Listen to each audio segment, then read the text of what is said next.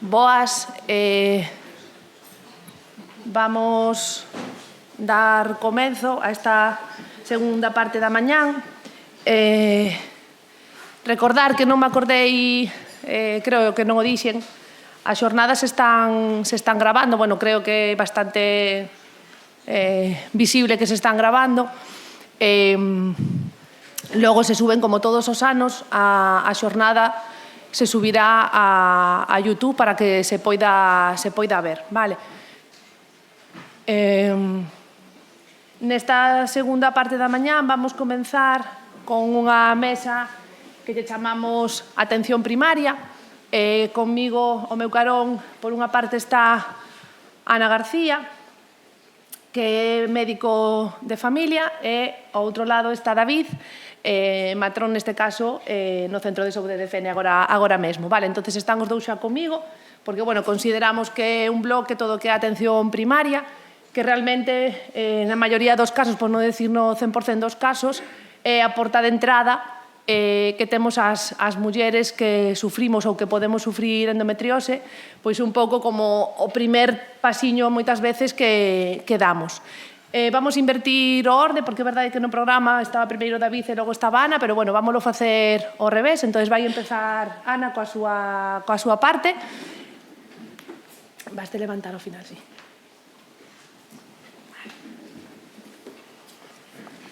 Bueno, bo día a todos. O meu nome é Ana García e traballo como médico de familia no Centro de Saúde de Narón. Veño a falaros da abordaxe da endometriose en atención primaria.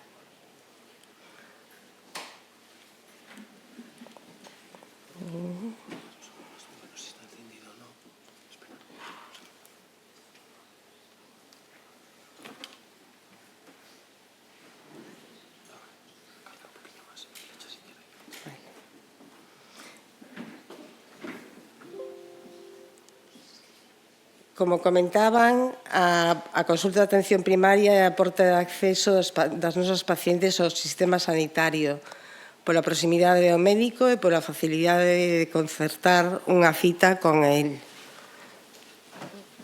Nesta consulta realizamos o diagnóstico diferencial das distintas patoloxías, basándonos na clínica e na exploración física das pacientes. Facemos un tratamento inmediato das patoloxías, derivamos ao especialista se necesario, e facemos os seguimentos das enfermedades crónicas. No caso que nos ocupa hoxe, que é a endometriose, retomamos a definición. É unha enfermedade benigna, progresiva e crónica, na que aparece tecido endometrial funcionante fora do útero. Provócase así unha reacción inflamatoria, fibrose e adherencias. O máis frecuente é que este tecido endometrial apareza na cavidade pélvica, aínda que pode aparecer noutros órganos como digestivo, urinario ou incluso pulmonar.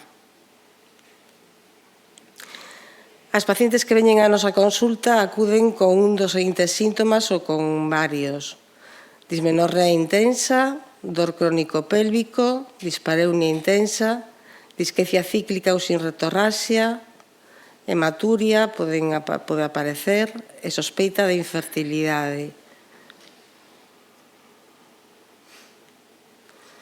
Na sospeita de infertilidade, cando unha muller busca un embarazo durante un largo período de tempo, aparece algún destes síntomas, temos que ter en conta esta entidade.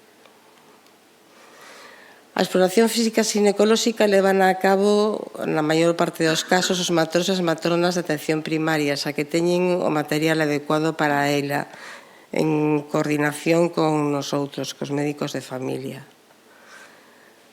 Na endometriosis aparece unha pelvis dolorosa, un útero en retroversión, ligamentos uterosacros dolorosos, etcétera, etcétera. Tendo feita a anamnese, a exploración física, pois temos unha posible sospeita diagnóstica na atención primaria.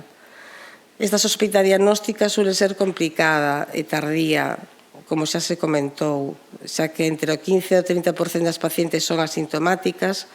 Ademais, existen síntomas que se solapan con outras patoloxías, como, por exemplo, a hematuria, que nos leva a pensar en síntomas urinarios, a rectorraxia, que nos leva a pensar enfermedades digestivas, etc. Podemos ter unha sospeita diagnóstica da endometriosi bastante fiable coa historia clínica, o exame pélvico e a ecografía transvaginal, que a realizan os xinecólogos, xa que non a temos en atención primaria. Tamén temos o biomarcador CA125, que pode estar elevado nestes casos, aínda que non ten por que estar elevado, pode ser normal ou incluso indicar outras patoloxías como carcinoma de ovario. O seguinte, a sospeita diagnóstica en atención primaria é a derivación á atención especializada. Neste caso, facémolo a xinecoloxía xeral, xa que non temos acceso directo á consulta específica da endometriosi dende a atención primaria. O diagnóstico definitivo realiza a atención especializada, sendo a laparoscopia e a toma de biopsias o gold estándar do diagnóstico. Finalmente, o tratamento en atención primaria céntrase principalmente na dor.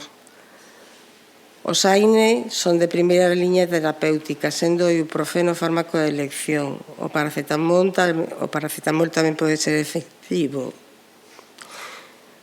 Podemos utilizar o tratamento hormonal, no que buscamos a menorrea e suprimir a ovulación para evitar a menstruación e a dismenorrea. E o tratamento no farmacolóxico é multidisciplinar. Entre estes tratamentos está a fisioterapia do solo pélvico, que mellora a dor, tratamento psicolóxico por toda a ansiedade que pode provocar esta patoloxía, con terapias cognitivo-conductuais e incluso se fai cirurxía en casos máis graves. En atención primaria facemos un tratamento crónico, facemos un tratamento psicosocial e abordamos temas coas pacientes que son importantes para elas, como, por exemplo, as relacións sexuais coa súa parella, o dor pélvico crónico que lles impide realizar actividades da súa vida diaria e que planifican a súa actividade en función da menstruación. E tamén falamos dos casos de infertilidade e de como poden acceder a tratamentos da súa enfermidade. E iso é todo. Moitas gracias pola vosa atención, en especial a Querendo pola súa invitación. Gracias. Agora, David, sí, nos falará e logo, ao final, como fixemos unha mesa enteira de atención primaria, cando acabe despois David, faremos ronda de preguntas para ambos ponentes, vale?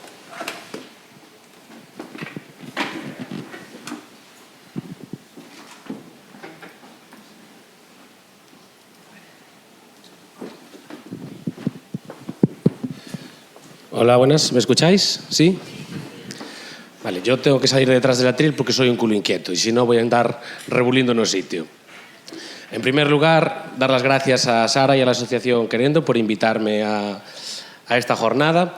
La verdad es que cuando me escribió yo creo que debía tardar media hora en decirle estoy dentrísimo. No sé lo que voy a hablar, pero yo participo seguro. Y doy las gracias con, vamos a decir, 3 facetas de mi identidad. Porque por un lado soy matrón, con lo cual mi responsabilidad está principalmente con la salud de las mujeres, de la que este problema forma una parte importante. Por otro lado, como miembro de la Junta Directiva de la Asociación Gallega de Matronas. Soy el tesorero actualmente, aunque realmente el título es un poco sin más porque hacemos un poco todos lo de todos, salvo 4 funciones específicas porque no somos muchas.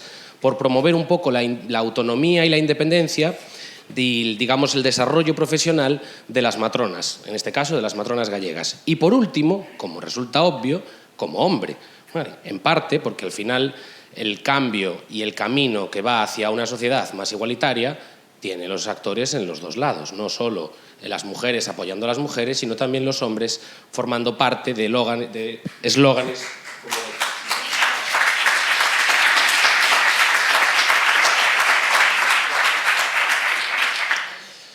Entonces, para empezar, vamos a hablar de esto. ¿Qué es una matrona? Bueno, pues para muchos, si hacemos una encuesta en la calle y preguntamos ¿qué hace una matrona? Y no ha ido nunca a una consulta, por ejemplo, en adolescentes, la respuesta siempre va a ser la misma. ¡Ay, son las que están en los partos! Y ya está, ahí aislados, en un paritorio. Nacemos, crecemos, nos reproducimos y vivimos en un paritorio metidos. Que, a ver, es cierto, estamos en los paritorios. Pero la realidad es que aunque la matronería es una de las profesiones más antiguas probablemente de la humanidad, porque aunque no fuera una profesión, siempre ha habido mujeres, seguramente, dedicadas a la asistencia del parto humano. Porque ya sabéis que el parto humano, si lo comparamos con el de otros mamíferos, fácil no es. Con lo cual se entiende que habría en cada comunidad alguien dedicada a este tema. Con la llegada de la profesionalización de la mayoría de, valga la redundancia, profesiones, como por ejemplo el caso de la enfermería, estas competencias van mucho más allá de la parte de solo el parto. Y entonces empezamos a abarcar, digamos, control del embarazo, control del después, lactancia materna y una serie de competencias que ahora os enseñaré. Básicamente las relacionadas con la maternidad, pero también otras muchas, como la anticoncepción, como la sexualidad, como la menopausia, como patología ginecológica, desde una infección por hongos hasta un sangrado vaginal excesivo. Volviendo un poquito a lo que ya han mencionado mis compañeras en otras exposiciones, la endometriosis es una enfermedad que afecta a diversas facetas de la vida del individuo. En primer lugar, tendríamos la faceta psicológica.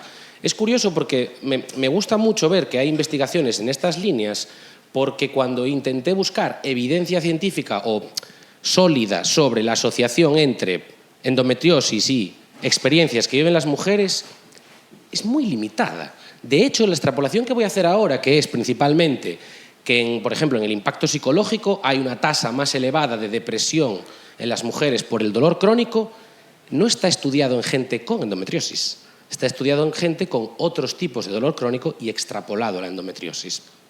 También con un ligero aumento de la ansiedad. En el sentido de la salud sexual, a todos creo que nos queda un poco evidente que si hay dolor en las relaciones, esto va a afectar tanto a tu sexualidad con tu pareja como tu autoestima como persona y como mujer. Y además hay casos en los que incluso el orgasmo resulta doloroso, con lo que incluso en tu sexualidad contigo misma también interfiere este problema. En el sentido relacional, este dolor, digamos que interrumpe o puede interferir en las interacciones que tengamos con los demás. Poned, por ejemplo, si vais a la cena de Navidad y estáis con mucho dolor, probablemente vuestra interacción social y vuestro disfrute de ese evento, que pues, vamos a entender que es familiar y que es algo positivo, va a ser menor, porque tienes esa experiencia negativa acompañándote. Y por último, tu afectación a la calidad de vida, tanto por la enfermedad como por los efectos secundarios de los tratamientos que recibís. Porque al final, como todo en la salud y en la medicina, siempre un efecto positivo puede acarrear un efecto secundario indeseado. Entonces, si juntamos estas cosas, ¿para qué sirve una matrona? Pues en primer lugar, un poco lo que ha mencionado Ana. Somos la puerta de entrada. Al final, todo camino comienza por cruzar una puerta. Es muy importante porque nosotros somos, en la mayoría de los casos, el acceso al sistema de salud y somos quienes deben hacer una evaluación de estado de salud para valorar qué hago, trato, qué cuidados le doy o, por el contrario, derivo. Antes hablabais del retraso en el diagnóstico de la endometriosis, que por lo menos eran 7 años. Yo haciendo una multiplicación rápida, así, esos son como unas 84 reglas que te comes antes de saber qué te pasa. Y eso suponiendo que seas una mujer blanca europea. Si estamos en otro ámbito, pues ya ni sabemos. Con lo cual, aquí sí que me parece muy importante por nuestra parte, como matronas, el hacer una buena historia clínica, como mencionaban mis compañeras, una buena anamnesis para saber por qué y qué te pasa. Entonces, el ejemplo, o sea, digamos que el caso más obvio quizás sería la sospecha de endometriosis cuando hay dolor. Pero esto es un poco complicado, porque precisamente, por ejemplo, el dolor de regla es un síntoma muy prevalente. Casi podríamos decir que 4 de cada 5 mujeres tienen dolor de regla. Entonces, ¿qué dolor te hace sospechar de una endometriosis? Y además, no olvidéis que volvemos un poquito al principio de cómo me he presentado. La mayoría de profesionales sanitarios históricamente eran hombres o mujeres. Hombres, ¿no? Y entonces la investigación y todo lo que se ha hecho estaba muy enfocado siempre desde el punto de vista de los hombres. Por suerte, la sociedad cambia y las perspectivas de género nuevas hacen tener enfoques diferentes tanto en la investigación como en la atención. Respecto al tema del dolor, hay una cosa curiosa que ha mencionado antes María Jesús, que era que el dolor, por ejemplo, en las relaciones no es algo que se verbalice habitualmente. Erróneamente, cuando empecé ya de matrón oficial, yo preguntaba, ¿tienes algún síntoma ginecológico? Entonces las mujeres me respondían, no. Yo, muy bien, genial. Y luego con el tiempo me di cuenta que había que ir un poco entre comillas, a pillar. ¿Sabes? A pillar en el renuncio. Es decir, yo ahora ya, por ejemplo, en consulta nunca pregunto si tienes algún síntoma ginecológico. Te voy a preguntar, ¿se te escapa el pis? ¿Te duelen las relaciones? ¿Cómo es tu sangrado? Lo normal. ¿Qué es normal? A ver, porque claro, lo normal, me cambio el tampón cada hora y media. Hombre, normal, no parece, pero claro, igual que lo entendéis con el sangrado, se puede entender con el dolor. Muchas mujeres viven esta experiencia dolorosa como algo que forma parte de ellas. Y total, desde que me vino la regla siempre fue así.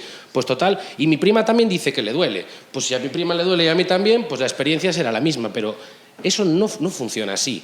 Porque la tolerancia al dolor, la vivencia que tiene cada una de sus propios síntomas varía muchísimo y es a veces difícil de interpretar. Y por otro lado, tendríamos la parte de la infertilidad de la que hablaré a continuación. Otra de las posibilidades que tenemos las matronas en consulta es sobre todo la de consejo y la de orientación.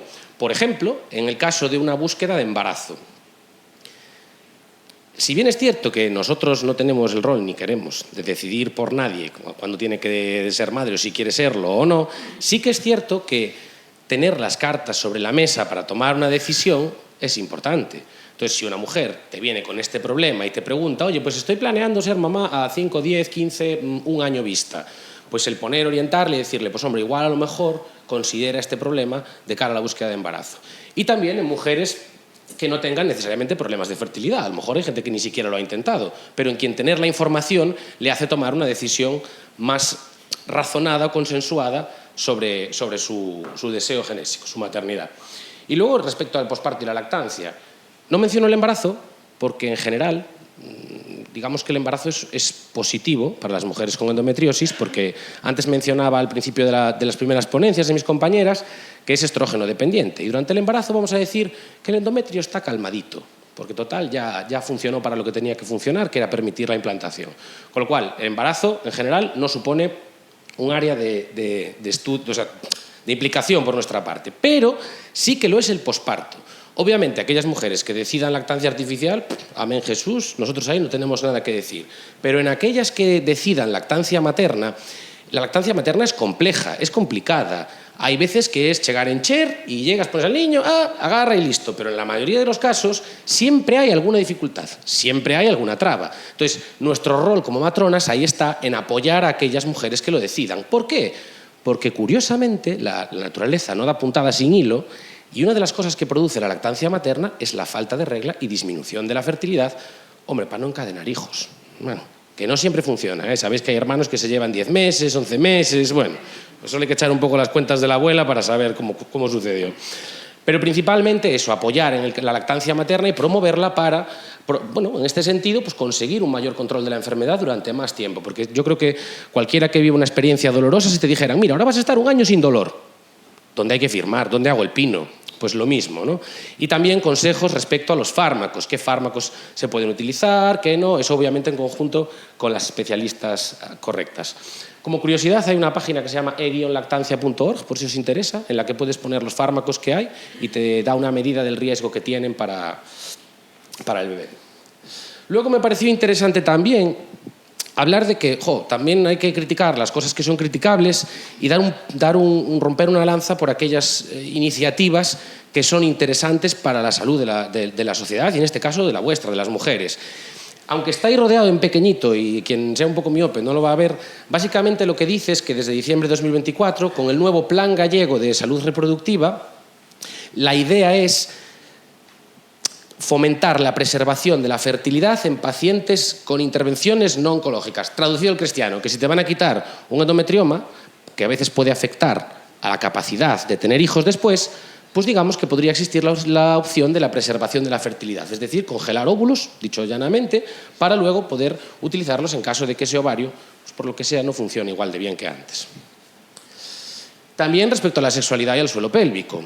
En nuestro rol en ese sentido, en cuanto a la sexualidad, pasa desde la educación sexual en los colegios hasta, en nuestra medida de lo posible, porque no somos terapeutas, pero en consulta, favorecer la descoitalización del sexo, el cultivo del deseo, el autoerotismo, de cara a una sexualidad más completa y no centrada solo en la penetración, que en mujeres con endometriosis sabéis que es normalmente lo que más se suele ver afectado. Y también el apoyo a la pareja en sí, porque obviamente las mujeres que no tengan pareja, ok, pero aquellas que tengan una pareja, lógicamente la endometriosis es casi un problema de dos.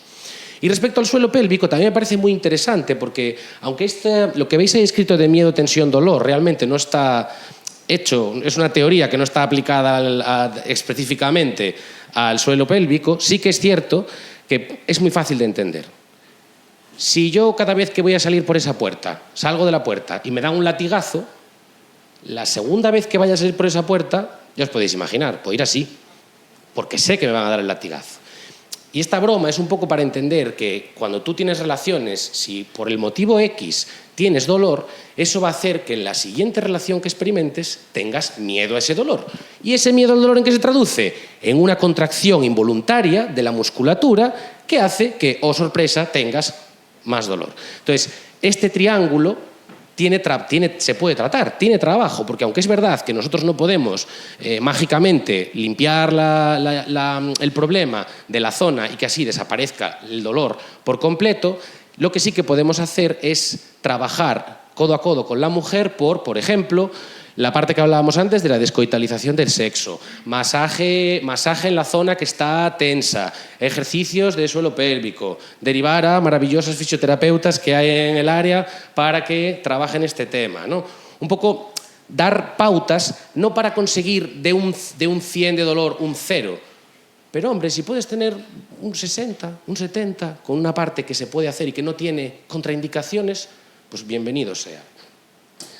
Consejo anticonceptivo también.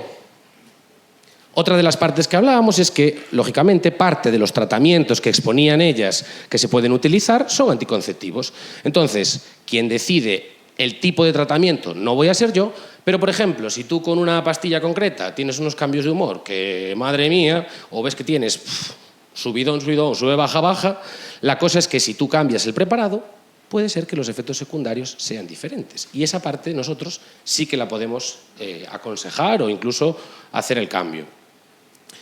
No puedo evitar hablar también, como matrona, lógicamente, más allá de la parte médica, de los tratamientos no farmacológicos. Ahí tenéis un listado de ellos. Hemos mencionado varias veces, y obviamente es un hecho, que tienen una evidencia científica limitada. Es decir, si yo cojo a 100 personas a las que les pongo bolsita de calor y 100 a las que no, es un poco complicado saber, o de momento no hay suficiente evidencia, ni tampoco sé si la habrá, de que el calor es una medida eficaz para la mayoría de la gente. Pero ojo, como decían ellas antes, eso no quiere decir que a alguna mujer no le pueda funcionar. Entonces, si tú percibes que haciendo una dieta antiinflamatoria tienes menos dolor, animar esa dieta antiinflamatoria. Si tú percibes que con el ejercicio físico tienes mejoría del dolor, animar al ejercicio físico. Seguro que muchas conoceréis lo que hay aquí abajo a la derecha, sabéis lo que es, ¿verdad? En un foro como este, por supuesto, solo esperaba cabezas haciendo así. Y luego tenemos arriba otras intervenciones que, bueno, vamos a decir que pueden ser más, cogidas un poco con pinzas, como puede ser el aceite de onagra para síndromes premenstruales, la acupuntura, meditación, Kegel y hierbas medicinales. Lo dicho, esto no es para utilizar de forma aislada, esto no es para no seguir adecuadamente la línea de primar especializada a otros profesionales, sino que, es un apoyo. Y lo mismo, ¿Qué efectos secundarios negativos puede tener la acupuntura? Pues probablemente ninguno. Por probar, muchas veces no pierdes nada. Entonces, viendo todos estos posibles roles que podemos tener, ¿a qué nos dedicamos nosotras? Pues principalmente a dos cosas. Una, a escuchar, y otra, a seguir, a hacer el seguimiento de este problema. Una pregunta que me gusta mucho hacer en consulta, por ejemplo, es ¿qué te preocupa? Porque claro, tú viene alguien y te cuenta, es que tengo mucho dolor y con la diarrea, o sea, obviamente cuenta la experiencia.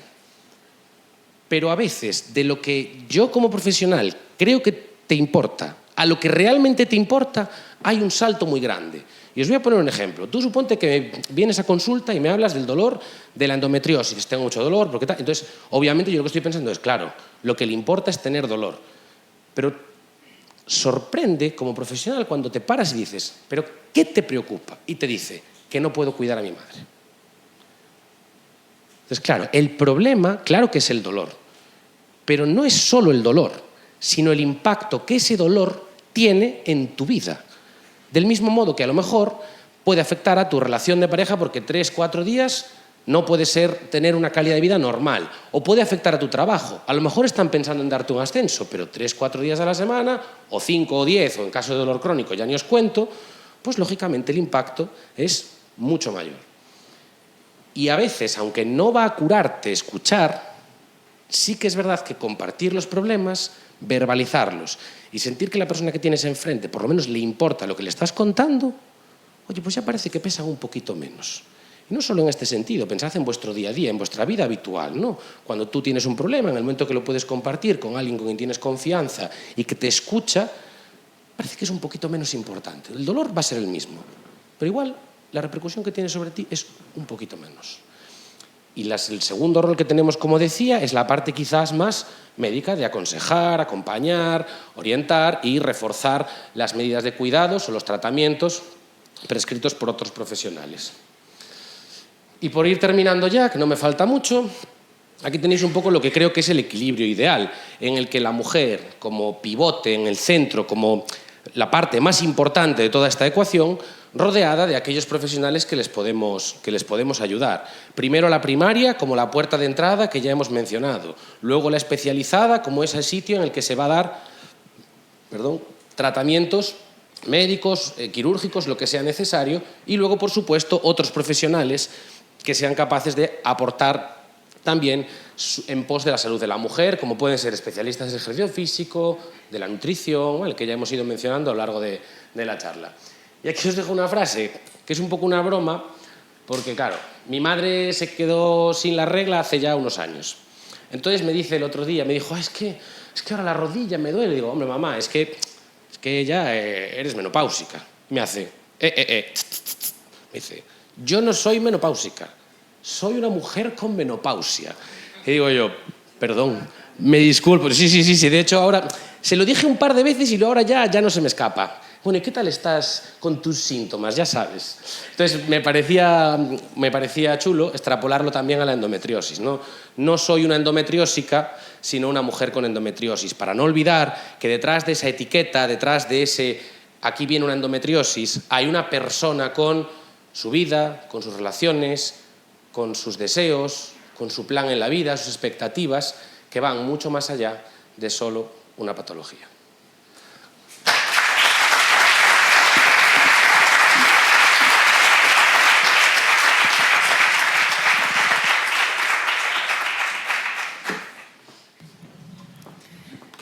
Dar as grazas tanto a Ana como a David.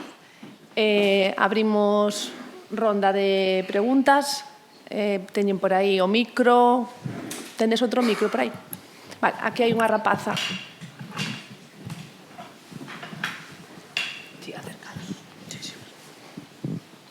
Bos días, moitas gracias polo de rapaza, primeiro. Casi se me olvida a pregunta, xa da emoción. Quería saber se non hai, para as mulleres con endometriosis, como un protocolo ou unha cousa que, pois, se eu teño endometriosis, imos a facer ABC, porque o que eu vexo na miña experiencia é que cada un tira por donde pode, por donde sabe, a sorte que teñas ese día, Entón, eso, gustaríame saber si hai un protocolo unificado para as mulleres con endometriose. Gracias. En nuestra área sanitaria hay algo que además no tienen otras muchas, que es una serie de criterios o un protocolo de derivación de las pacientes obstétricas y ginecológicas, es decir, según los motivos de consulta que puedan tener, a qué consultas específicas de ginecología tenemos que derivar y cuál sería un poco la vía a seguir. El tema es que lo difícil en este sentido es lo que hablábamos de categorizar el dolor. O sea, al final, digamos que de la consulta de vengo por dolor a cómo hago para sospechar de una endometriosis y así derivarla, esa es la parte que es complicada. No sé si me explico. O sea, sí que hay un protocolo de qué se debe hacer en cada caso. Entonces, pues dolor que resulta incapacitante, acompañado de otros síntomas como mareos, desmayos, tal, pues ahí puedes sospechar endometriosis, pero eso a lo mejor solo incluye los casos más severos. Igual a veces te puedes quedar corto a la hora de sospechar o se te puede ir de largo a la hora de sospechar porque, digamos que, como decía, es solo una sospecha. Inciso, non que teña sospeita, sino que teña diagnóstico de endometriose, porque é o meu caso. Eu teño diagnóstico de endometriose e o itinerario a seguir en cada persoa é distinto. Entón, non sei se é unha cousa de que cada área sanitaria funciona dunha maneira, en cada área sanitaria hai un protocolo ou non hai ningún protocolo e cada quen tira por donde lle parece. En principio, na nosa área sanitaria, as persoas que sospeitamos que teñen endometriose derivámolas a xinecoloxía general. En xinecoloxía general xa distribúen nas consultas especializadas. E o dolor que se debe derivar a xinecoloxía xeral, en principio é o dolor que incapacita a unha persona nas actividades da súa vida diaria. Debemos sospeitar endometriosis neses casos. Me gustaría facer un inciso. En Galicia actualmente realmente non existe unha guía como tal, pero se leva a guía do Sistema Nacional de Saúde. En a guía, en principio, hai un protocolo de derivación, en principio, bastante claro. Pero realmente, como de feito o conselleiro foi unha das cousas que nomeou ao principio de todo, que unha das queixas, digamos, que temos justamente é esa, que se faga unha guía en Galiza, que non teñamos que defender, non, que non teñamos que depender, mellor dito, da guía sanitaria a nivel de saúde nacional. Vale, nada. Algúnha pregunta máis? Yo no sé si más que pregunta o una afirmación. Entonces, estamos ante varias áreas sanitarias que cada una tiene su forma de proceder, ¿no? Esta es la realidad que nos encontramos como pacientes. Yo no sé, y lo mismo es meter el dedo en un ojo, pero yo no sé si desde las distintas áreas os habéis planteado en algún momento hacer también una elevación por vuestra parte a cada área sanitaria para que exista una coordinación común, para aclarar este tema de la guía, para ser un soporte, para ayudar, para... No lo sé, o sea, a veces ya sé que las asociaciones impulsamos y ayudamos al cambio, pero también ese cambio yo creo que tiene que ser desde las instituciones. Y los que lo veis en el día a día, pues también hay a veces que pelear un poco con los jefes. A veces hay áreas sanitarias que funcionan por suerte y otras con menos suerte. Al final somos pacientes y queremos igualdad, no queremos suerte.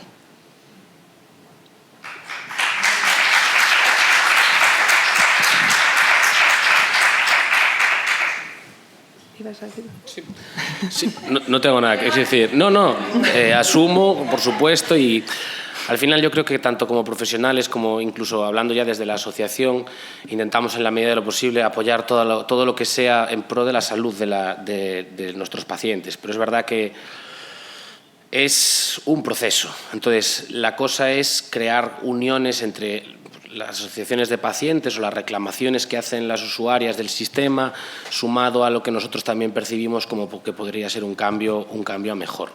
Es cierto que de cara a la redacción, por ejemplo, de la guía de la que mencionaban antes, pues me parece un paso inicial muy interesante para luego poder extrapolarlo a cada una de las áreas. Pero es verdad que a veces, pues sí, entono el mea culpa, porque quizás no podemos dedicarle el tiempo que nos gustaría a todos los problemas de salud y resulta un poco complicado. Desde luego, por nuestra parte, todo lo que sea, si en algún momento además desde la asociación os lo digo, queréis apoyo, difusión, vamos a ir a hablar con X o podéis incluir esta reclamación, nosotros estamos totalmente dispuestos a formar parte de ese equipo.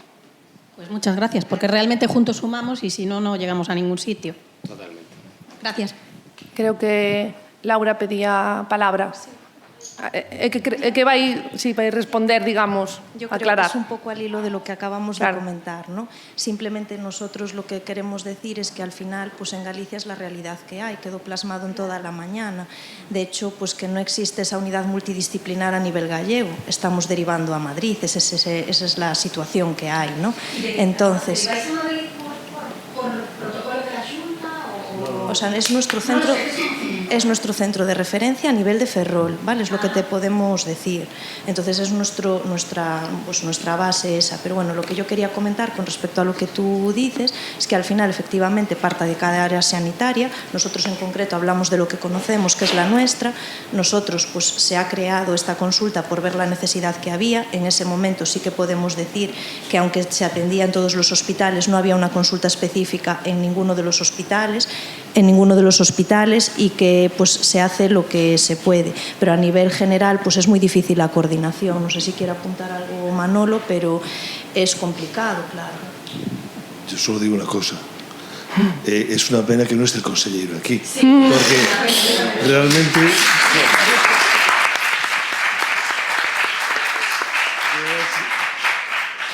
yo he asistido a múltiples reuniones en Santiago con la intención de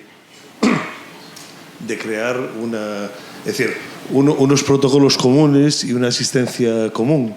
Pero la realidad es que al final los que tienen que poner algo de sus manos son los políticos. Y aquí lo que falta es una voluntad política por crear las cosas que nos faltan, ¿no? Y no es porque los profesionales no estemos encima, ¿eh? No, yo pregunto. No, sí, no. Te cuento, es eso. Tú dices, debería estar aquí realmente el consejero y escuchar a profesionales, a pacientes, Sí, es así, no hay más. Y es un problema de coordinación o voluntad política, básicamente. Yo creo que en algunas áreas lo tenemos medianamente organizado, posiblemente, cada vez lo hacemos un poquito más. Y hay otras áreas que es una descoordinación total. Obviamente tendría que haber una coordinación de todo el sistema gallego para hacerlo. Vale. Nada, solo era eso. Y luego que también, una cosa también a lo mejor que nos olvidamos nosotras antes, y es importante dado que ha surgido la pregunta y está este foro, que el hospital de Ferrol también es el tipo de hospital que es. Entonces, aunque queramos implantar determinadas cosas, pues a lo mejor tampoco no es, ¿no? Ni el sitio, no decimos que sea el más adecuado, obviamente para una unidad multidisciplinar, ni sabemos si eso va a llegar a ser posible. Sería lo ideal, sí, pero si no es posible eso, pues al menos que lo hubiera en Galicia, pero nosotros es lo que... Ya. Nosotros es lo que te podemos comentar. Antes de dar paso a outra pregunta, a facer un pequeno inciso e ver que tanto o xefe de servicio como, neste caso, as mozas que están na consulta específica e a atención primaria, ao final estamos unidos en facer as mesmas peticións, non? Con cal creo que podemos facer forza tamén todos xuntos. Sería ben unha reunión incluso aí conxunta, vamos todos xuntos a ver se conseguimos eso que pedimos, non? Damos unha pregunta que había detrás de ti, Sofía. Sí, solo saber si estas consultas específicas están en otras áreas sanitarias. Por eso, porque las personas o profesionales sanitarios que trabajamos con personas con dolor crónico y muchas veces tienen varias patologías y si existe una sospecha o hay un diagnóstico, ¿a dónde poder derivar? Realmente, si hai consulta específica en cada área sanitaria, non quer decir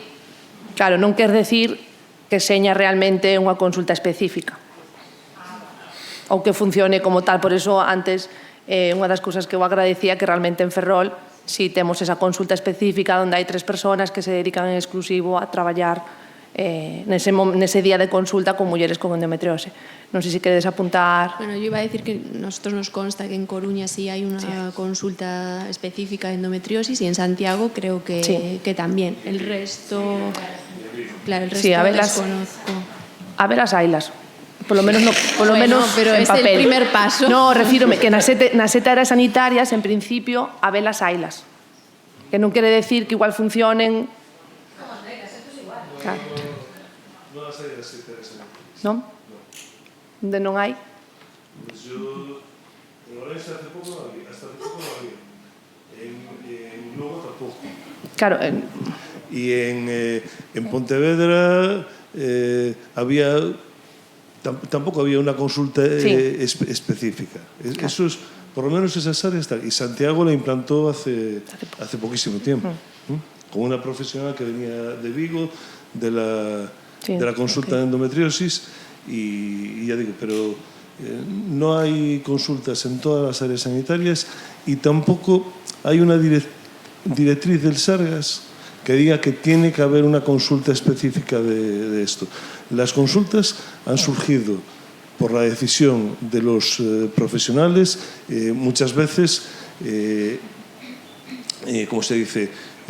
Presionados, no, pero es decir, motivados por la demanda de las pacientes. Claro. Esa es la cosa. Y realmente en una consulta de endometriosis necesitas algo muy importante, que es tiempo. Tiempo para hacer una entrevista dirigida, adecuada. La exploración física y la entrevista son fundamentales.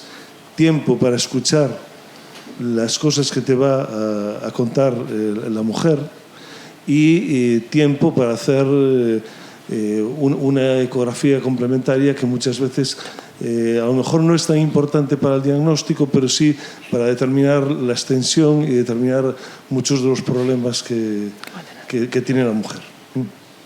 Sí, efectivamente. Gracias.